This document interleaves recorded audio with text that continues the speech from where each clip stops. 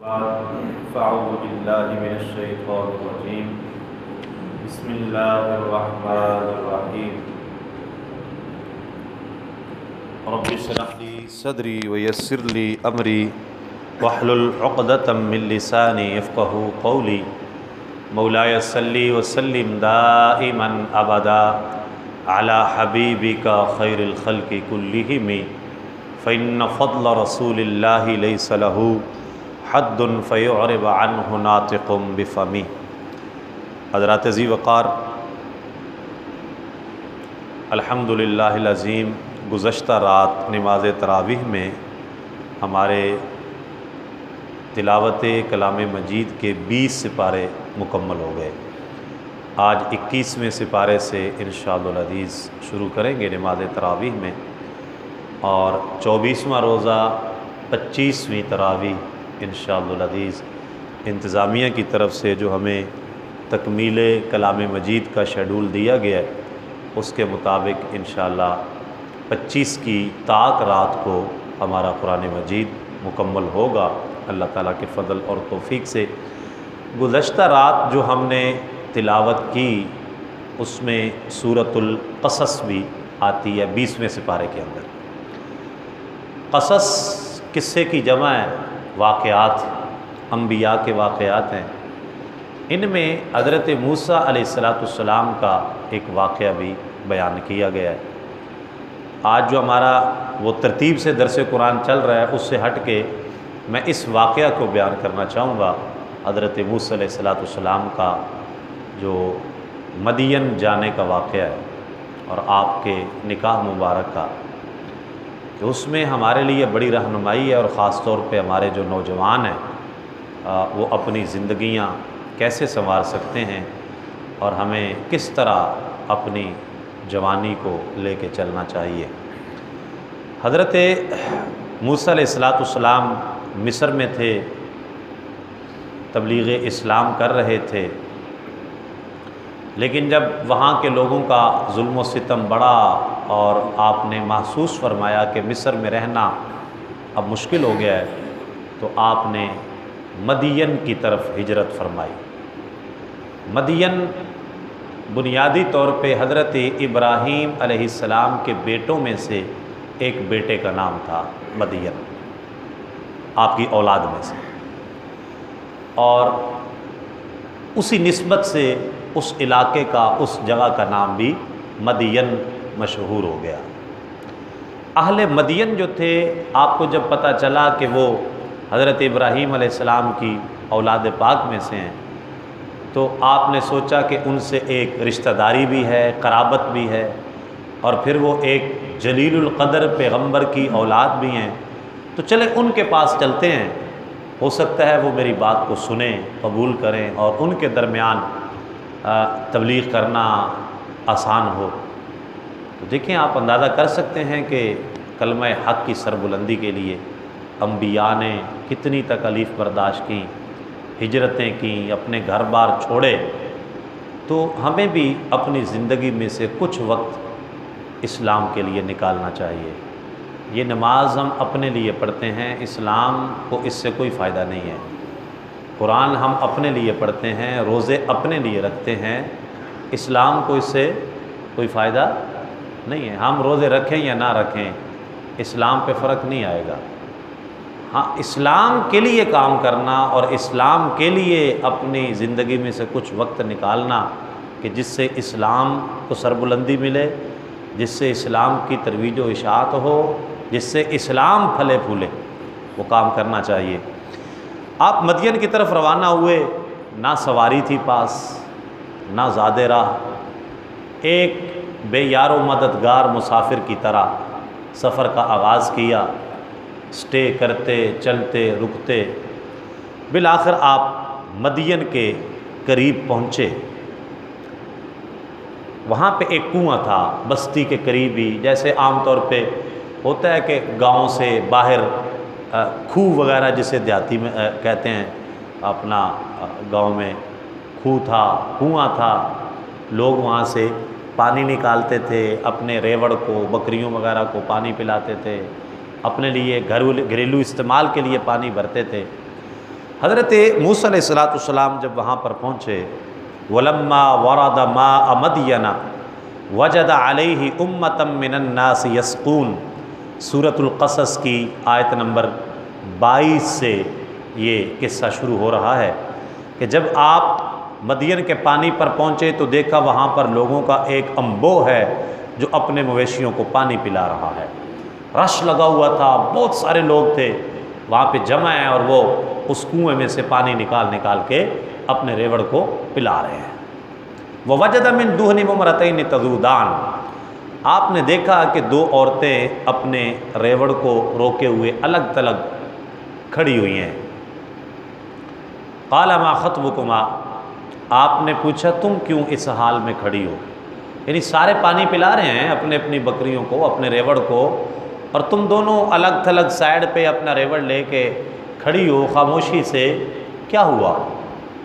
قالتا لا نسقی حتی یصدر الرعاء وابونا شیخ کبیر، وہ کہنے لگی کہ ہم پانی نہیں پلا سکتی جب تک چرواہے اپنے مویشیوں کو لے کر واپس نہ چلے جائیں، اور ہمارے والد بہت بوڑھے ہیں۔ یعنی مردوں کا جمگھٹا لگا ہوا ہے، رش ہے بہت زیادہ، تو اس حالت میں ہم پانی تو نہیں پلا سکتی، ہم کھڑی ہو کے انتظار کریں گی، ویٹ کریں گی، جب یہ سارے لوگ پانی پلا کے چلے جائیں گے پھر ہم اپنے ریوڑ کو پانی پلائیں گی۔ ہمارے والد صاحب ایک ضعیف العمر شخص ہیں، کمزور ہیں، بڑھاپا ہے، تو وہ آ نہیں سکتے، اور ہم اس رش میں گھس نہیں سکتی، لہٰذا ہم انتظار کر رہی ہیں کہ یہ لوگ پانی پلا کے چلے جائیں تو پھر ہم اپنے ریوڑ کو پانی پلائیں گے۔ فسقا لہما، آپ آگے بڑھے ان کی مدد کے لیے، آپ نے آگے بڑھ کے ڈول پکڑا اور وہ پانی نکال کے ان کے ریوڑ کو پلایا اور وہ چلی گئی۔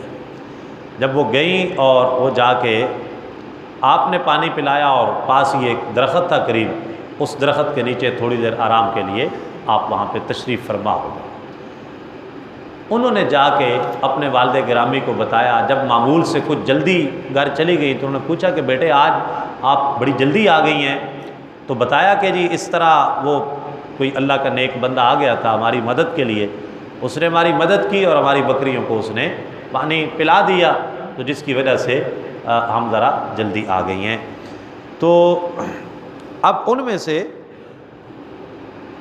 قالت احداہما یا ابت استاجرہ ان خیر من استاجرت القوی الامین، ان دو میں سے ایک خاتون نے کہا میرے محترم باپ اسے نوکر رکھ لیجئے، بے شک بہتر آدمی جس کو آپ نوکر رکھیں وہ ہے جو طاقتور بھی ہو، دیانت دار بھی ہو۔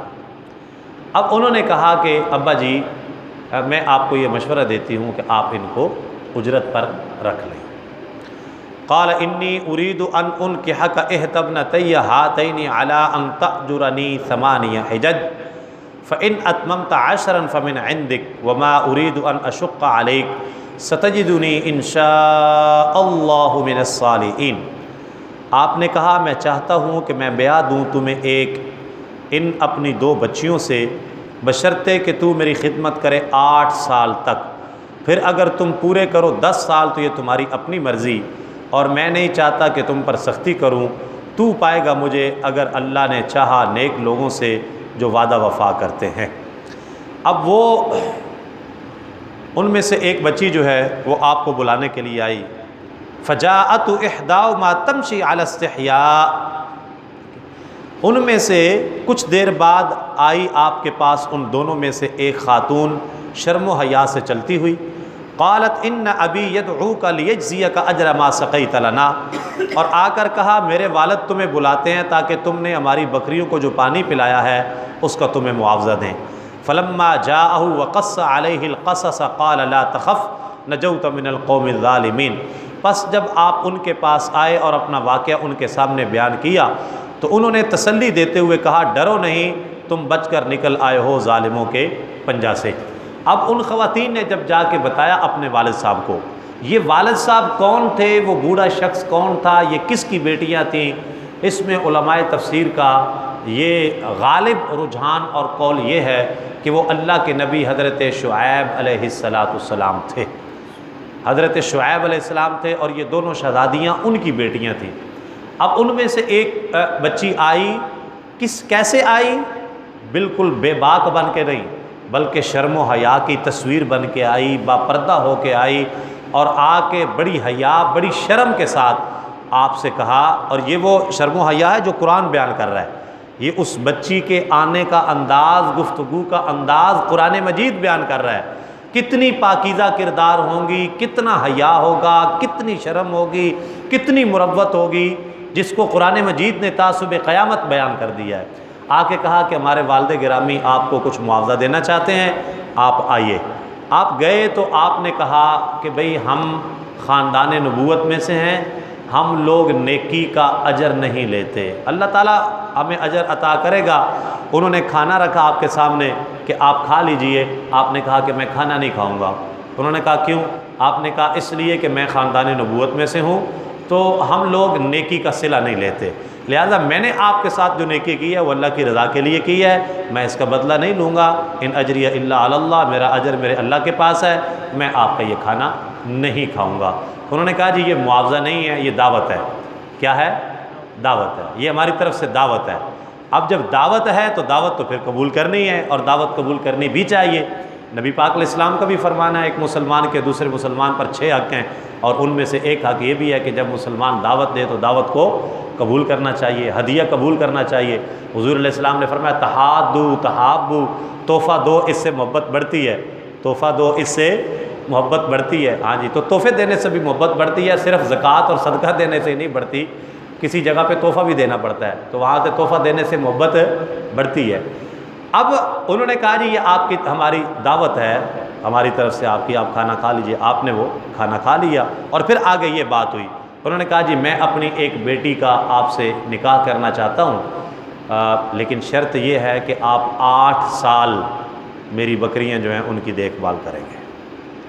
آپ نے بتایا کہ اس طرح میرا نبوت کا مشن چل رہا ہے اور میں مصر میں سے اس وجہ سے آیا ہوں، تو انہوں نے کہا کہ اب آپ پریشان نہ ہوں، محفوظ جگہ پہ آ گئے ہیں، یہاں پہ آپ کو کوئی پریشان نہیں کرے گا۔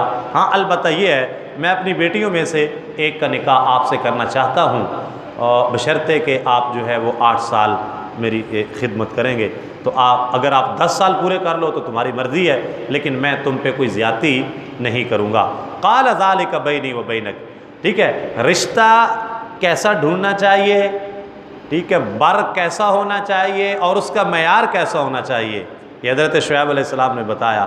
یہ نہیں دیکھا مال بڑا ہے، دولت بڑی ہے، کوٹھی بڑی ہے، جائیداد بڑی ہے، بڑا کرو فرول، ان چیزوں سے انکار نہیں ہے، ان کی اہمیت سے ٹھیک ہے، لیکن یہی کچھ معیار بنا لینا اور کردار کو چھوڑ دینا یہ سخت زیادتی ہے۔ سب سے پہلی چیز کردار ہے اور اخلاق ہے، پھر یہ چیزیں اس کے ضمن میں آتی ہیں۔ تو آپ نے حضرت موسیٰ علیہ السلام کا کردار دیکھا تو کہا کہ میں اپنی بیٹی آپ کے ساتھ بیانا چاہتا ہوں، 8 سال آپ خدمت کریں گے۔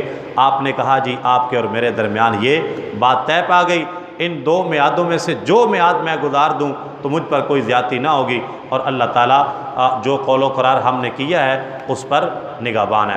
تو اب یہ کیا ہوا کہ آپ نے فرمایا کہ 8 سال تو میں پورے کروں گا، 10 سال کروں یا 8 سال کروں یہ میری مرضی ہے، تو ان دونوں میں سے جو میرا دل کیا میں پورا کروں گا اور اس پر کوئی زیادتی نہیں ہوگی۔ انہوں نے کہا ٹھیک ہے۔ تو اس طریقے سے حضرت شعیب علیہ السلام کی صاحبزادی کا نکاح حضرت موسیٰ علیہ السلام کے ساتھ ہو گیا۔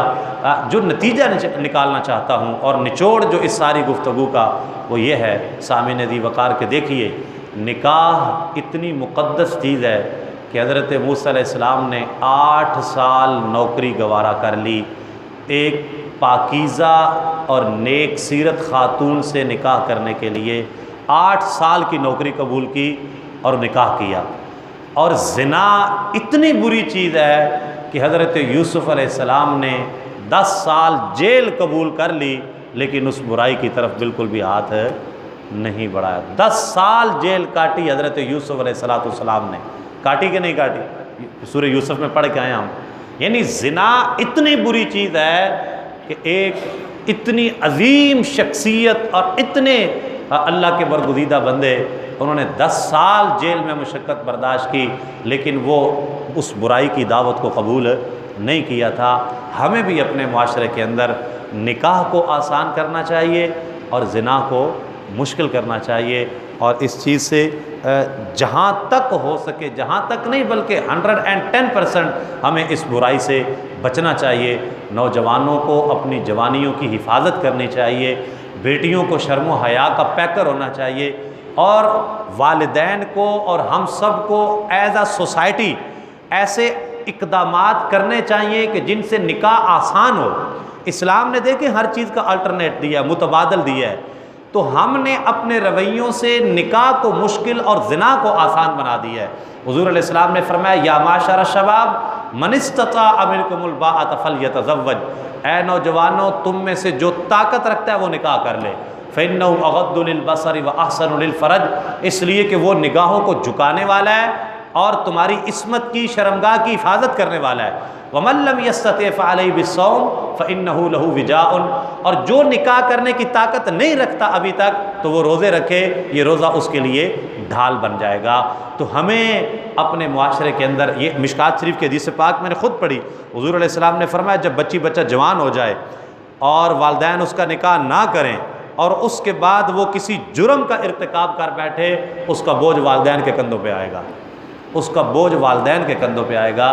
تو اس لیے ہمیں اپنی یہ جو ہماری زندگی کا پورشن ہے، اس میں ہمیں اپنے بچوں کے نکاح کے حوالے سے کانشیس ہونا پڑے گا، اور ایسے اقدامات کرنے پڑیں گے کہ ہم اپنے بچوں کی عزت، ان کی پارسائی، ان کی پاک دامنی، سب کچھ بچے پہ ہی نہیں ڈالنا کہ نہیں جی یہی تابع داری کرے۔ یہ ایک فطرت ہے، بھوکے کو بھوک لگے گی، وہ 1 دن برداشت کر لے گا، 1.5 دن برداشت کر لے گا، 2 دن کر لے گا، حد 3 دن کر لے گا، اس کے بعد کیا کریں گے؟ آپ پھانسی دیں گے، اس کو ماریں گے؟ نہیں، وہ اپنی بھوک مٹانے کے لیے کچھ نہ کچھ تو کرے گا نا، فطری چیز ہے، پیاسے کو پیاس لگے گی تو پانی پیے گا، 12 گھنٹے کا روزہ رکھ لے گا، 15 گھنٹے کا رکھ لے گا، 18 گھنٹے کا رکھ لے گا، یار 24 گھنٹے کا روزہ رکھ لے گا، اس کے بعد کیا کرے گا؟ پانی پینے کے لیے کوئی گلاس تو ڈھونڈے گا نا۔ تو اس لیے ہمیں اس جو فطری چیز ہے اس سے بے خبر نہیں ہونا۔ نہیں ہمارا بچہ بہت نیک ہے، نہیں ماشاءاللہ جی بڑی تابع دار اولاد ہے، بڑا نیک بچہ ہے، بہت نیک بچی ہے ماشاءاللہ، ہیں کوئی شک نہیں ہے، بچہ بھی نیک ہے، بچی بھی نیک ہے، لیکن جو فطری تقاضا ہے اس کو نہ آپ روک سکتے ہیں نہ کوئی روک سکتا ہے۔ وہ تقاضا جب آپ پورا نہیں کریں گے درست طریقے سے، پھر غلط طریقے سے وہ پورا ہوگا، اور معاشرے کے اندر جو برائیاں ہیں وہ پروان چڑھیں گی۔ اللہ تعالیٰ مجھے آپ کو عمل کی توفیق عطا فرمائے، آمین۔ الحمدللہ رب العالمین۔